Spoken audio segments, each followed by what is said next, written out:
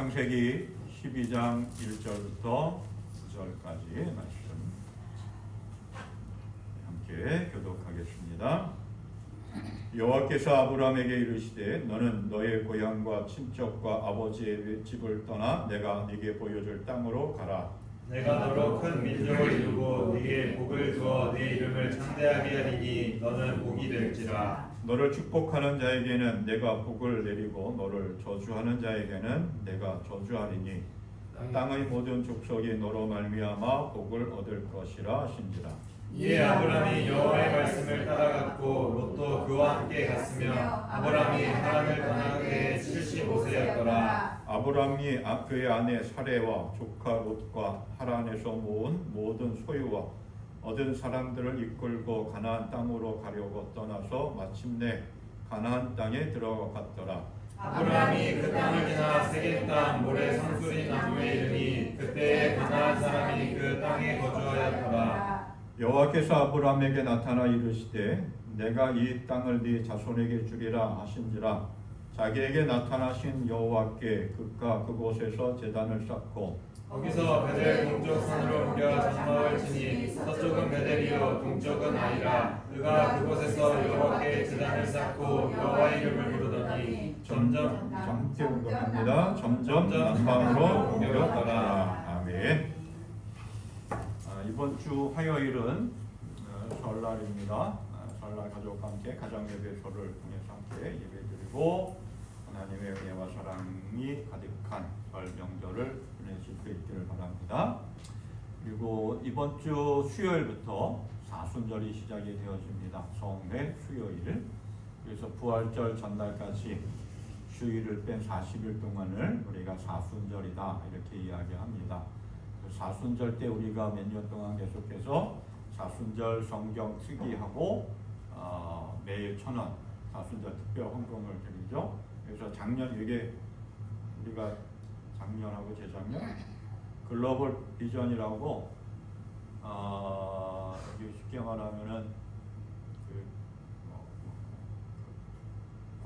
국제 기아 대책운동본부처럼 그 구호 단체입니다. 그래서 작년에 우리가 후원금을 보냈더니 사진을 하고 이렇게 우리가 어디에다가 우리 교회에서 보낸 후원금이 어디에다가 전달되었는지 이렇게 사진하고 왔습니다. 그래서 네팔하고 라오스, 캄보디아, 방글라데시에 기회 교회에서 보내주신 한 끼 금식 후원금으로 네팔, 라오스, 캄보디아, 방글라데시에 사랑의 쌀을 전달했습니다 하고 이렇게 사진하고 보내왔습니다. 안 보이시죠? 뒤에다 한번 붙여놓을 테니까 보시고. 그리고 올해도 역시 우리가 사순절 여기 고린도 전후서입니다. 올해는 29장 돼요. 29일 동안 쓰는 건데 좀 짧죠? 하루하루 성경을 쓰면서 묵상하실 수 있기를 바라고 특별히 제작을 했습니다.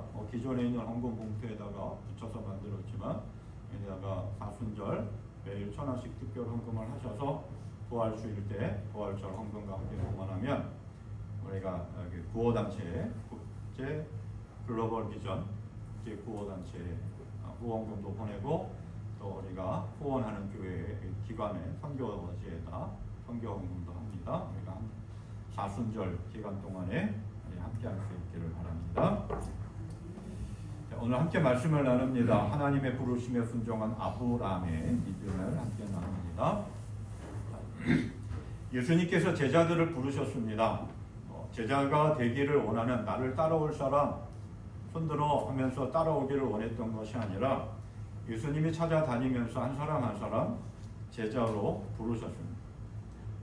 가장 먼저 첫 번째 제자라고 할 수 있는 베드로와 그 형제 안드레, 갈릴리 호수에서 바다에서 어부로 살아가고 있는 고기잡이하는 베드로와 안드레를 부르셨고, 그리고 그 동네에서 같이 어부로 살아가고 있는 형제 야고보와 요한을 부르셨습니다.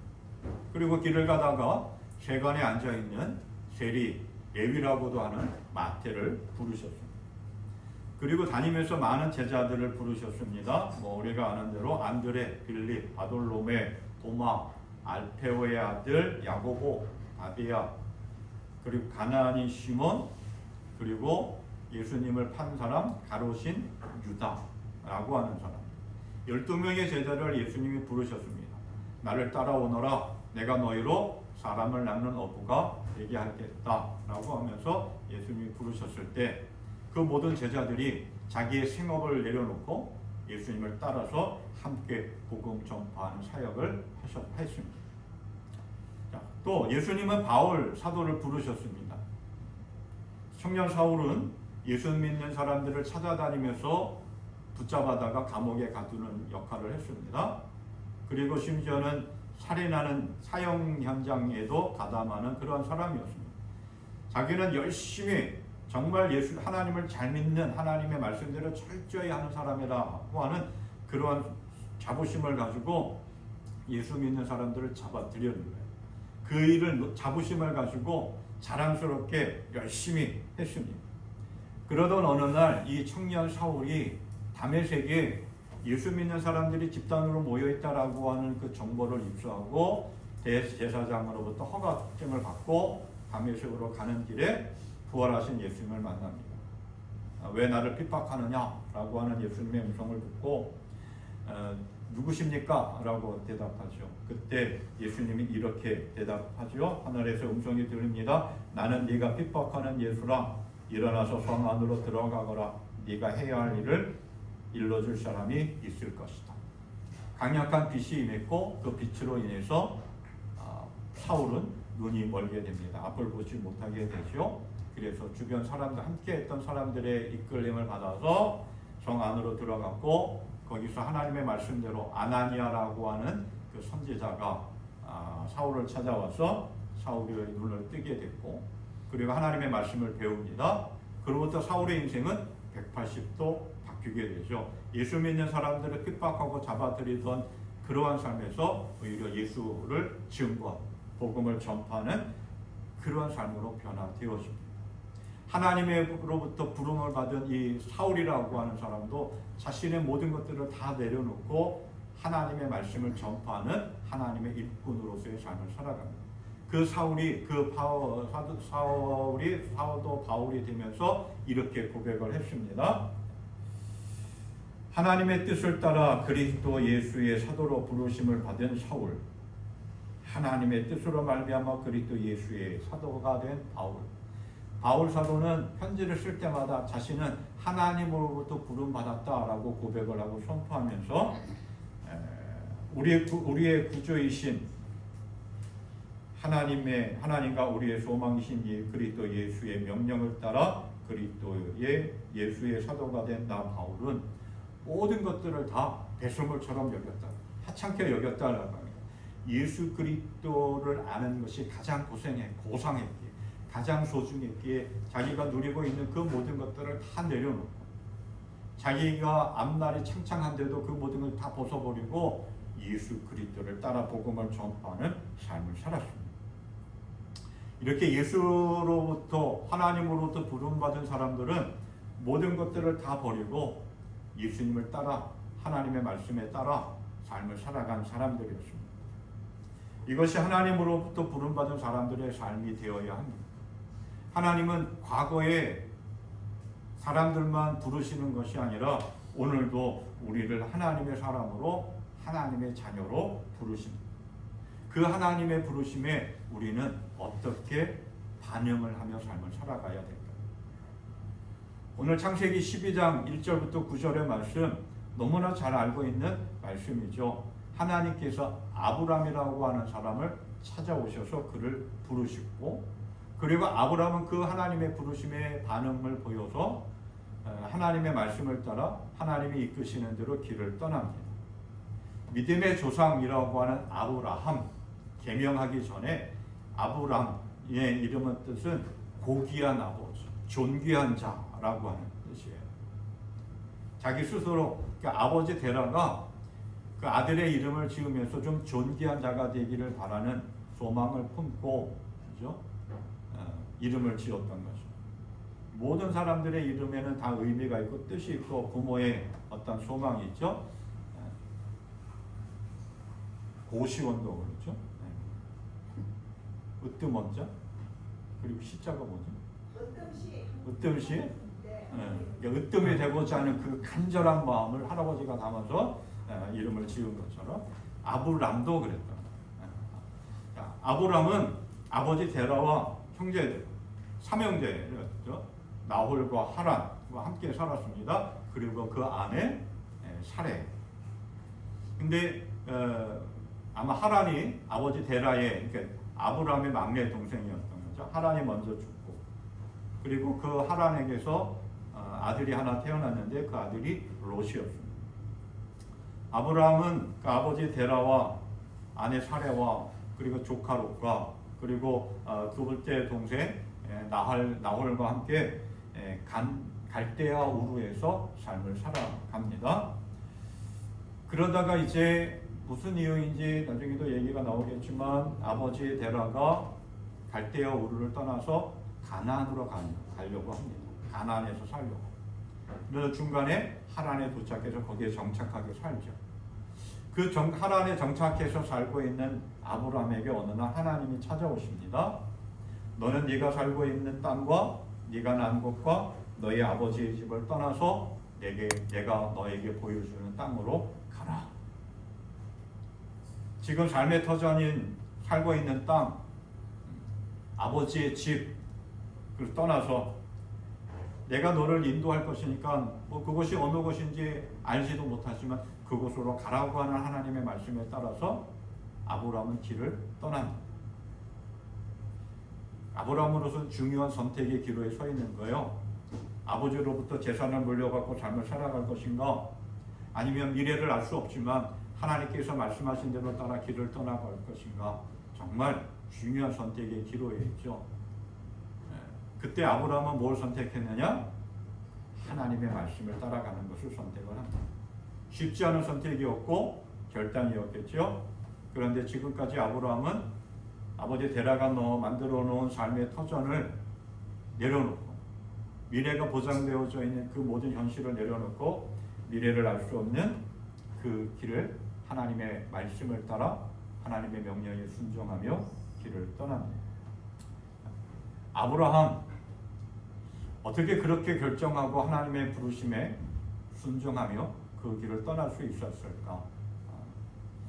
참 놀라운, 또 이해할 수 없는, 또 받아들일 수 없는 그러한 이야기입니다. 오늘도 하나님이 우리를 부르십니다. 우리는 그 부르심이 어떻게 반응하고 어떻게 응답하며 삶을 살아가야 될까요? 아브라함처럼 우리도 하나님의 부르심에 반응하고 믿음의 길을 걸어가야 되는데, 그 길을 걸어가기 위해서 우리는 어떻게 해야 될까 하는 것을 오늘 아브라함의 신앙의 삶을 통해서 우리도 깨닫고 2026년 이 한 해뿐만 아니라 이 한 해를 시작해서 우리도 아브라함처럼 믿음으로 부르심에 순종하는 건강한 신앙의 사람들이 될 수 있기를 바랍니다. 첫째로 하나님의 부르심에 아브라함은 버리고 길을 떠납니다. 창세기 11장 26절부터 보면은 아브라함의 가족에 대한 이야기가 나옵니다. 오늘 아브라함이 말씀의 주인공입니다. 말씀드렸듯이 아버지 데라와 함께 삼형제가 오손도손 행복하게 삶을 살아갑니다. 동생 나홀, 하란이 있고, 그리고 하란은 먼저 죽지만 조카 롯이 있습니다. 아내 사레와 함께 삶을 살아갑니다.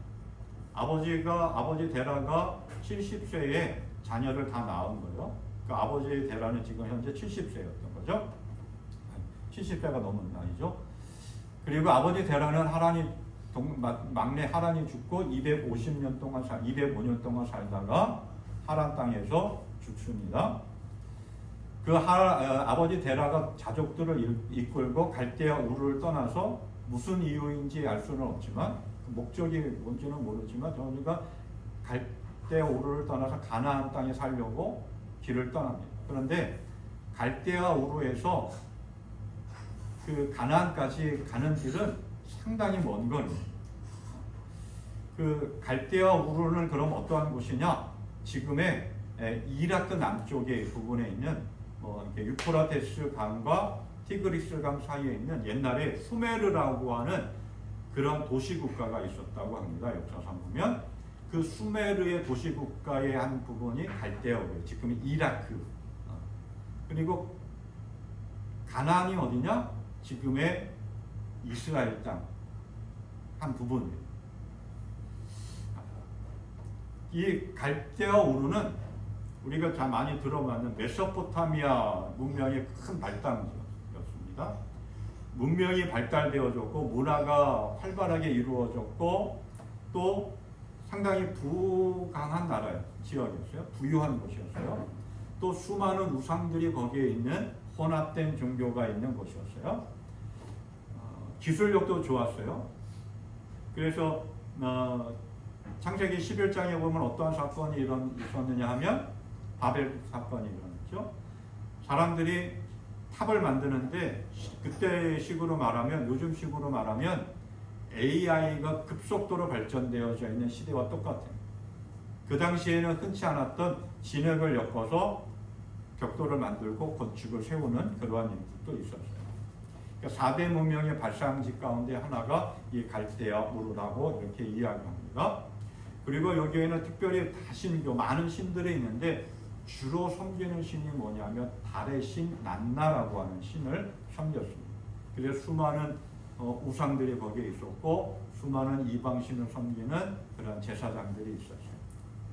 이 문화적으로 발달했고 살기 너무나 좋았고 그리고 그 데라 가족들이 아브라함의 가족들이 평생 거기서 삶을 살아왔던 모든 것들이 다 준비되어져 있고 완벽하고 삶을 할 수 있는 그러한 갈대아우르에서 어느 날 갑자기 아버지가 자 우리 여기서 떠나서 새로운 곳에 가서 살자라고 하면서 가족들이 이끌고 길을 떠납니다.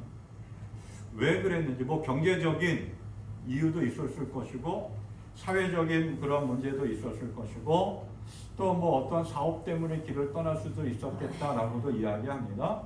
또 한편으로는 뭐 이야기를 하는 것 가운데 하나는 막내 아들 하란이 거기에서 죽으니까 가족적인 그 아픔 때문에 그것을 떠나고 싶었다라고 이야기하기도 합니다. 정확한 이유는 알 수 없지만 아브라함의 아버지 데라는 가족들을 이끌고 이제 가나안 땅으로 향하여 길을 갑니다. 가다가 중간 지점에 하란이라고 하는 곳에 도착을 해. 그러니까 그 갈대아우르에서 하란까지 가려면 직선으로 갈 수도 있지만 그 사막지대이기 때문에 광활한 사막지대이기 때문에 직선으로 갈 수가 없었다라고 하는 거예요. 그래서 위로 쭉 올라갔다가 내려오는 길인데 그 중간 지점에 하란이라고 하는 곳에 도착을 하게 됩니다. 그러니까 하란이 어떤 곳이냐?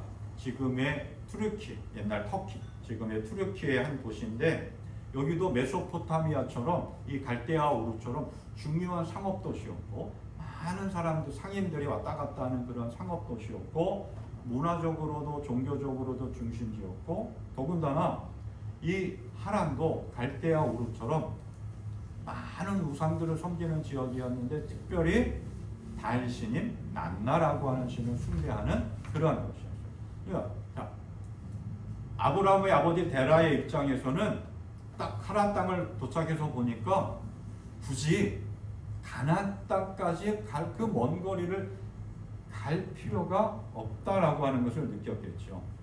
땅도 비옥했고 그리고 갈대아우르처럼 지금 삶을 살아왔던 갈대아우르처럼 조금도 부족함이 없는 거의 모든 것이 완벽하게 갖추어져 있는 그러한 도시였어요. 물도 충분했고 가축을 기르기에도 충분했고 여기서 정착하면 그래도 잘 살 수 있겠다라고 아버지 데라가 생각을 했겠죠. 근데 문화도 비슷했고 종교적으로도 다인신인 난나를 섬기는 그러한 지역이었고 뭐 그렇게 거부감을 느끼지 않는 그러한 지역이 하란이었어요. 그래서 하란에 도착해서 삶을 살아갑니다. 아무리 모든 것이 다 갖추어져 있던 도시라 하더라도 낯선 곳에서 와서 낯선 사람이 와서 그렇게 삶을 살아간다라고 하는 것은 쉽지 않았겠죠. 얼마나 그동안에 힘들고 어렵게 삶을 이루어 나아갔겠어요. 그렇게 하란에서 아버지 데라와 함께 삶을 살아가는 아브라함에게 어느 날 하나님이 찾아오십니다. 그리고 이렇게 말씀하시죠. 너는 네가 살고 있는 땅과 네가 난 곳과 너의 아버지의 집을 떠나서 내가 보여주는 땅으로 가거라. 아브라함의 입장에서는 정말 납득이 안 되는 상황이에요. 도저히 받아들일 수 없는 제안을 하고 있는 거예요. 말씀드렸듯이 하란에 도착해가지고 지금까지 삶을 살아오는 동안에 얼마나 힘겹게 삶을 이루었겠어요. 집도 새로 장만했을 것이고 사업도 새로 펼쳤을 것이고.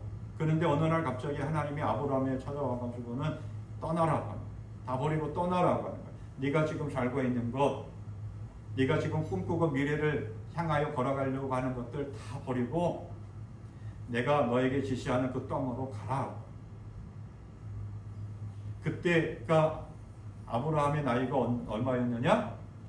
75세였다. 그러면 그 아버지 데라의 나이는 몇 살이었을까요? 어느 목사님이 설교 원고에 그러한 이야기를 했어요. 아버지 데라의 나이를 계산하면서 이때가 대략 데라의 나이는 145세였을 것이다. 왜냐하면 한번 봅니다.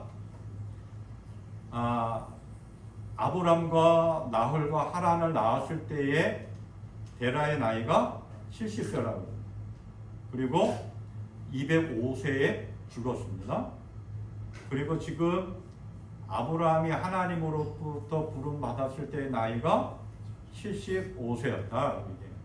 그러니까 70세, 데라의 나이 70세 플러스 아브라함의 나이 75세 하니까 지금 데라의 나이는 145세.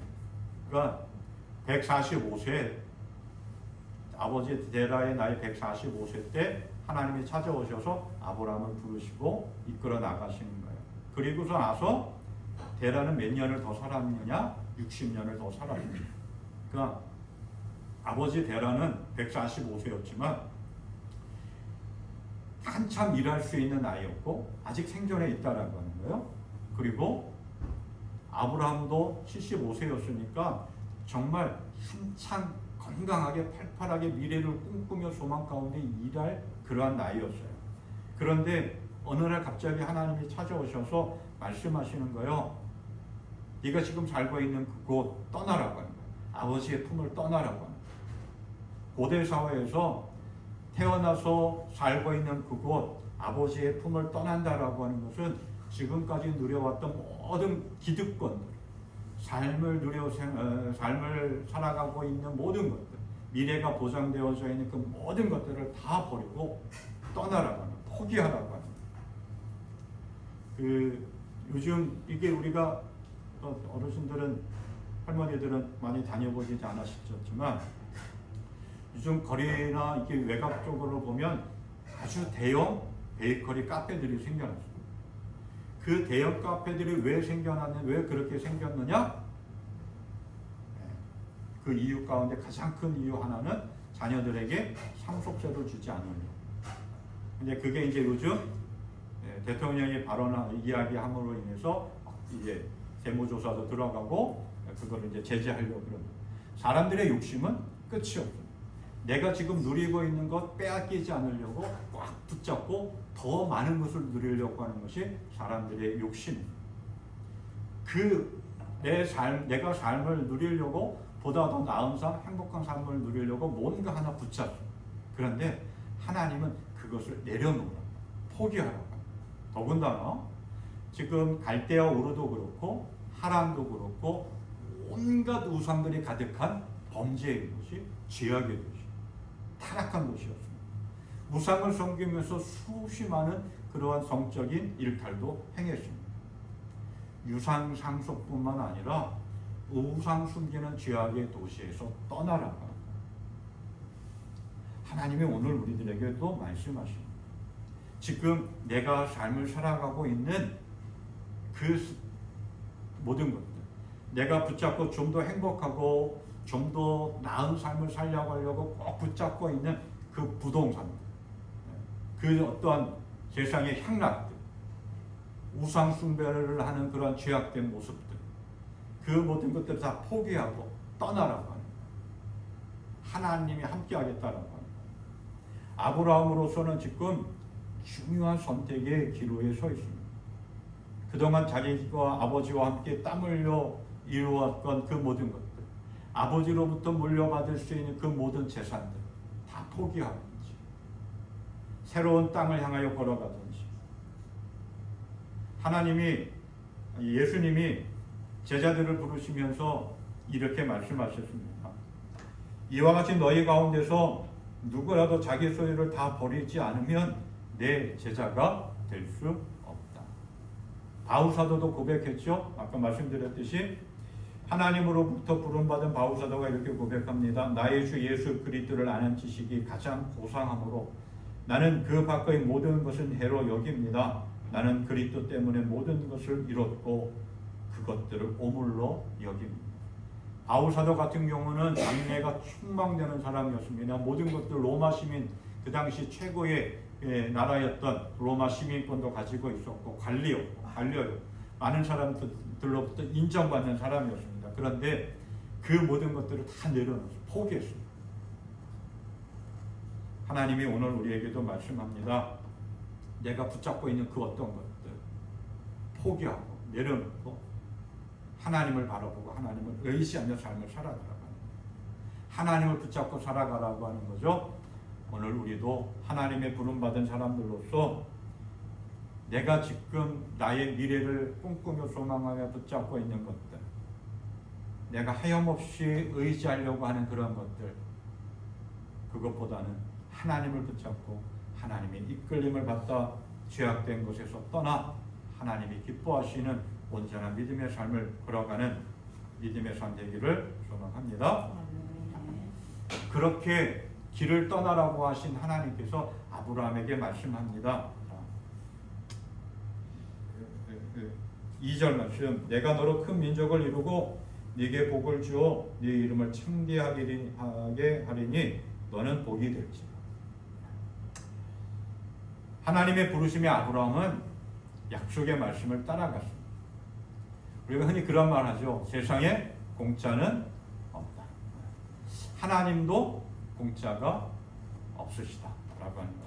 하나님은 뭔가 하나라도 우리에게 더 주기를 원하십니다. 이번 주에 이제 설 연휴입니다. 많은 사람들이 설 명절을 지키기 위해서 뭐 해외로 여행 가는 사람도 있지만 고향을 찾아갑니다. 부모님이 계신 그러한 곳. 추석 때도 역시 마찬가지죠. 명절을 지키고 돌아올 때 보면 뭐 우리는 그런 경험을 하지 못했지만 그 뉴스나 이런 것들을 보면 고향집을 떠날 때 부모님들이 길을 떠나는 자기 집으로 고향을 떠나서 자기 집으로 돌아가는 자녀들에게 뭔가 하나라도 더 담아서 실어버립니다.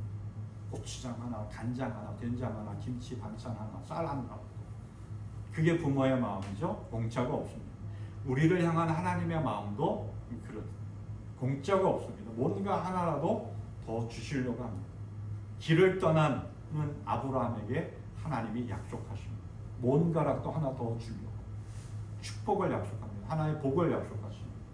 그 복을 오늘 세 가지로 집중적으로 얘기하면 하나님이 아브라함에게 약속하신 첫 번째 복은 뭐냐 하면 번성의 복입니다. 내가 너로 창대케 하리라. 근데 지금 아브라함에게는 자녀가 없습니다. 근데 하나님은 아브라함에게 약속하여 큰 민족을 이루고 창대하게 하겠다. 두 번째 복은 뭐냐 하면 너는 복의 근원이 되겠다. 너는 복이 될지라 너에게 축복하는 사람은 복을 받고 저주하는 사람은 저주를 받을 것이다. 너는 복이다. 아브라함 자체가 복이다라고 하는 거예요. 그리고 세 번째 약속이 뭐냐 하면 보호에 대한 복입니다.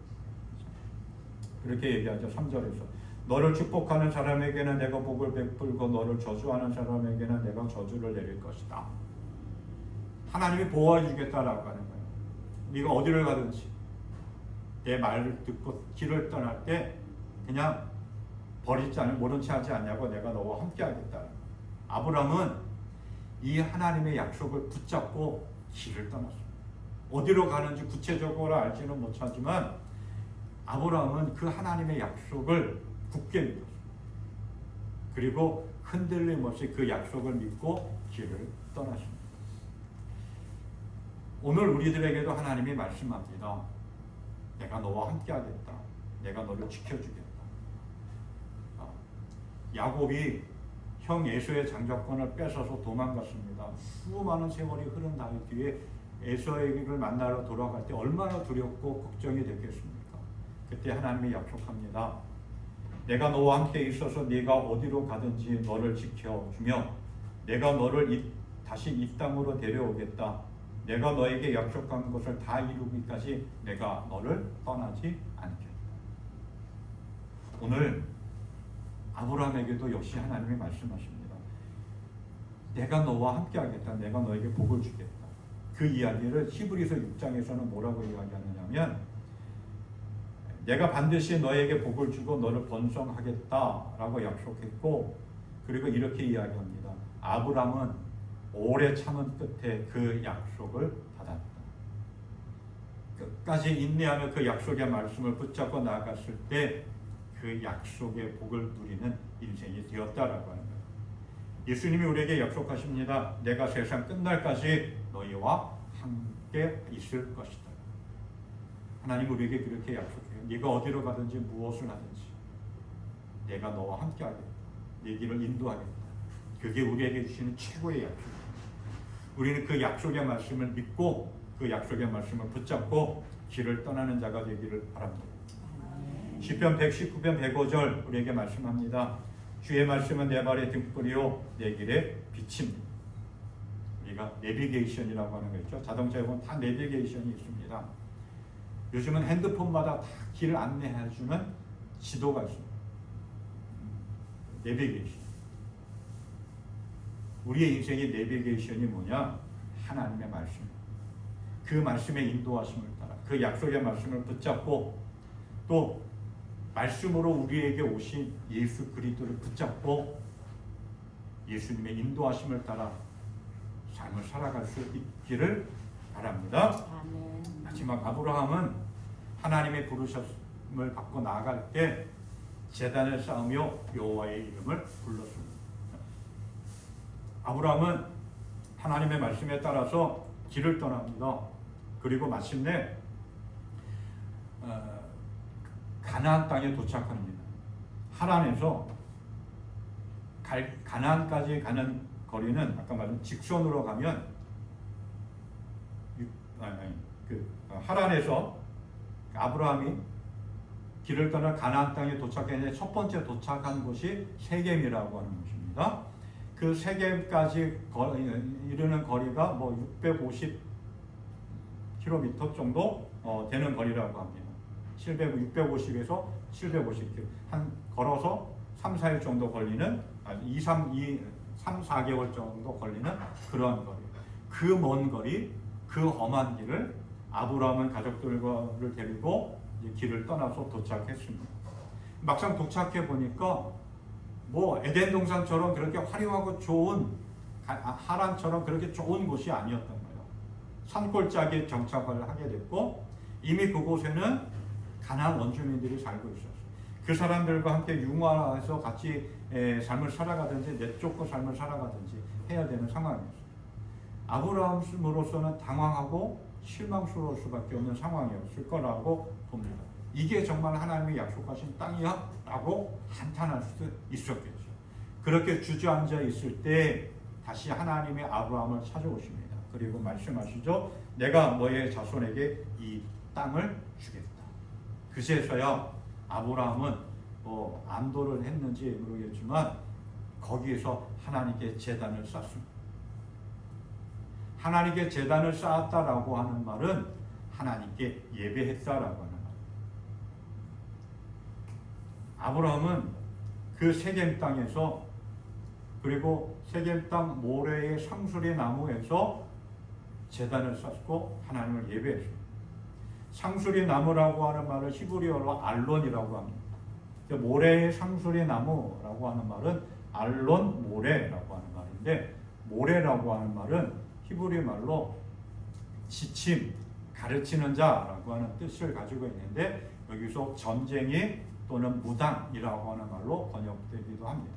그리고 상수리 나무 어떤 나무일까? 그러니까 우리식으로 해석하는 그런 상수리 도토리 나무가 아니라 여기서는 뭐 테레빈이라고 하는 나무인데 보통 5m까지 자라고 또 뭐 10m까지 자라는 아주 울창한 큰 나무라고 해요. 그래서 이 상술의 나무, 테레빈 나무 밑에는 여러 가지 우상들을 섬기는 그러한 일들이 많이 했어요. 우리도 옛날에 보면 마을마다 커다란 선앙당 나무가 있죠. 거기서 온갖 우상 신을 섬기는 그러한 일들을 했습니다. 그 모래의 상수리 나무라고 하는 말은 우상 숭배가 가득한 곳이었다라고 합니다. 그곳에서 아브라함은 하나님 앞에 예배를 드립니다. 아브라함이 세겜 땅에 도착해서 가장 먼저 한 일이 뭐냐면 하나님 앞에 예배하는, 하나님의 이름을 부르며 예배하는. 그래서 부르다라고 하는 것은 큰 소리로 외치다라고 하는 그런 뜻을 가지고 있어요. 많은 사람들과 함께 했던 식솔들 가족들과 함께 많은 사람들이 들을 수 있을 정도로 그 모래의 상수리 나무 아래에서 우상 숭배가 가득한 그곳에서 아브라함은 예배했습니다. 그리고 거기서 예배한 것으로 끝이는 것이 아니라 오늘 우리가 많은 말씀을 통해서 보면 아브라함이 세겜에 도착해서 예배를 드리고 베델과 아이 사이에 있는 그 산골로 이동을 합니다. 그리고 거기에서도 예배를 드립니다. 그리고 밑으로 내려갔다가 다시 첫 번째 예배 드렸던 곳으로 돌아와서 또 하나님 앞에 예배를 드립니다. 13장 4절 말씀을 보면 그가 처음으로 제단을 쌓은 곳이라 그가 거기서 여호와의 이름을 불렀다라고 이야기합니다. 또 13장 18절 말씀을 보면 이렇게 이야기해요. 이에 아브라함이 장막을 옮겨 헤브론에 있는 마므레 상수리 수풀에 이르러 거주하며 거기서 여호와를 위하여 제단을 쌓았다. 아브라함은 한 곳에서만 어느 한때만 기분이 좋을 때만 뭔가 문제를 해결할 때만 제단을 쌓고 하나님 앞에 예배하는 것이 아니라 가는 곳마다 예배를 드려요. 뭘 하든지 어디에 있든지 제단을 쌓았어요. 예배했어요. 제단을 쌓는 신앙이 될 수 있기를 바랍니다. 제단을 쌓았다라고 하는 그냥 예배, 기도의 제단을 쌓는 거예요. 늘 예배하고 늘 기도하고 늘 예배자의 삶을 살아가는 거예요. 세겜이라고 하는 이 지역의 이름의 뜻이 뭐냐? 힘, 어깨라고 하는 뜻을 가지고 있습니다. 아브라함은 그 세겜에 도착해서 하나님을 나의 힘으로, 하나님을 나의 삶의 도우심이 되는 그 능력으로 믿고 고백하며 하나님만 바라보며 삶을 살아가겠다. 그렇게 믿음의 결단을 한 겁니다. 아브라함은 하나님의 인도하심을 따라 나아가서 예배했고 예배하면서 하나님의 인도하심을 따라가는 믿음의 삶을 살아갔습니다. 그게 부르심에 합당한 삶의 모습입니다. 오늘 우리도 늘 삶을 살아가면서 나를 부르신 하나님을 기억하고 그 은혜에 감사하며 하나님께 예배할 뿐만 아니라 늘 예배하면서 나를 부르시고 나와 함께하는 나의 힘이 되시고 소망이 되시는 그 하나님을 따라 걸어가는 믿음의 삶이 될 수 있기를 간절히 소망합니다. 하나님은 언제나 하나님의 뜻을 이루기 위해서 사람을 부르십니다. 오늘도 아브라함을 부르신 하나님, 사울을 바울 사도로 부르신 하나님, 수없이 많은 제자들을 부르신 예수님이 오늘 우리를 부르고 계십니다. 그 부르심에 응답하고 그 부르심에 합당한 삶을 살아가는 것이 믿음입니다. 아브라함은 부르심에 즉각 응답했습니다. 그리고 말씀을 따라갔습니다. 가는 곳마다 예배했습니다. 우리는 믿음의 삶을 살아가면서 아브라함처럼 부르심에 반응하는 믿음의 삶이 될 수 있기를 바랍니다. 아멘. 그리고 그 말씀을 붙잡고 어느 곳에든지 무엇을 하든지 예배뿐만 아니라 예배자의 삶을 살아갈 수 있기를 바랍니다. 하나님은 이렇게 부르심에 합당한 믿음의 삶을 살아가는 사람들을 그냥 내버려 두시는 공짜가 없으신 하나님입니다. 아브라함을 축복하신 하나님, 그 하나님의 축복이 하나님의 부르심에 반응하고 믿음으로 나아가는 우리들에게도 동일하게 역사할 줄 믿습니다. 아멘. 믿음으로 끝까지 주님을 따라 부르심에 합당한 믿음의 삶을 살아가 승리하는 건강한 신앙의 삶, 복된 인생 되기를 주님의 이름으로 축원합니다.